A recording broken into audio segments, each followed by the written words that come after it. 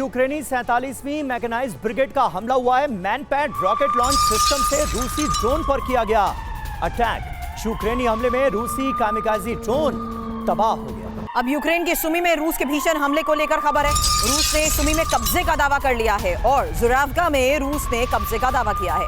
Ukraine ने कब्जे के रूसी दावे को ही खारिज कर दिया।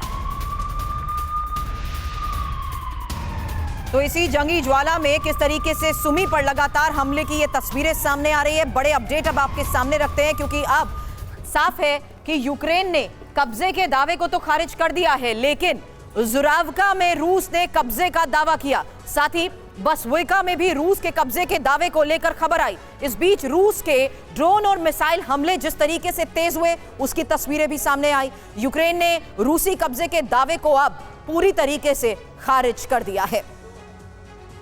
हालांकि तिवारी सर, यह साफ हो चुका है, जो बात मैं सुमित से भी यहां कर रही थी, बहुत हद तक रूस ये दावे कर चुका है कि इलाके ऐसे हैं जिन्हें वो पूरी तरीके से रिकैप्चर कर चुका है। लेकिन क्या स्ट्रैटेजिकली इस वक्त सुमी पर हमलों को अंजाम दिया जा रहा है? देखिए सुरभि, ये लो इंटेंसिटी वॉर चल रही थी और रशिया ने जो 4 राज्यों को जो अपने आप में मिलाने की थी, उस पर पूरा कब्जा अभी नहीं है। फिलहाल जो 2022 और 2023 में था, रूस ने करीब 27% एरिया यूक्रेन का कब्जा कर लिया था। उसके बाद यूक्रेन बाहर के सपोर्ट से थोड़ा एक्टिव हुई, अब 7 से 8% उसने लूज किया। अभी क्या हो रहा है, डोनेस्क में करीब 74% है, लुहांस्क में 90% है, जपोरिजिया में 75% है, खेरसॉन में 70% है। इस एरिया का कब्जा अभी तक रखा हुआ, तो उससे आगे बढ़ने में रूस को रुकावट हो रही है, लेकिन बहुत धीरे धीरे आगे बढ़ रहा है।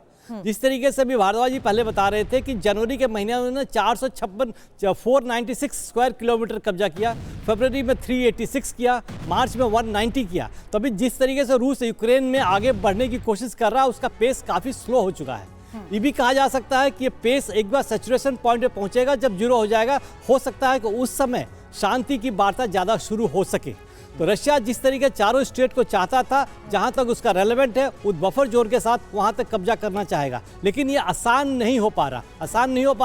बीच में रशिया जो था, थोड़ा सा जैसे कि अमेरिका ने अपने हाथ खींचे सपोर्ट से, तो हो सकता है रशिया थोड़ा रिलैक्स हो गया है और इसका फायदा उठाते हुए रशिया के बॉम्बर, रशिया के एयरक्राफ्ट को यूक्रेन ने नुकसान पहुंचाने की कोशिश की है। और जो नया डायमेंशन जो ड्रोन का हुआ है इस युद्ध में, एक नया डायमेंशन ऐड हुआ है, ये ड्रोन सिस्टम्स का। ये ड्रोन जो है, ये लो इंटेंसिटी वॉर में बहुत ही इफेक्टिव है और इसको काउंटर करना, इसकी पूरे काउंटर करने के लिए जो सही बात है सर। और ये ड्रोन्स कितने इफेक्टिव साबित हो रहे हैं इस जंग में, ये लगातार जो जंग के मैदान से तस्वीरें सामने आ रही हैं, वो इसकी गवाही दे रही हैं।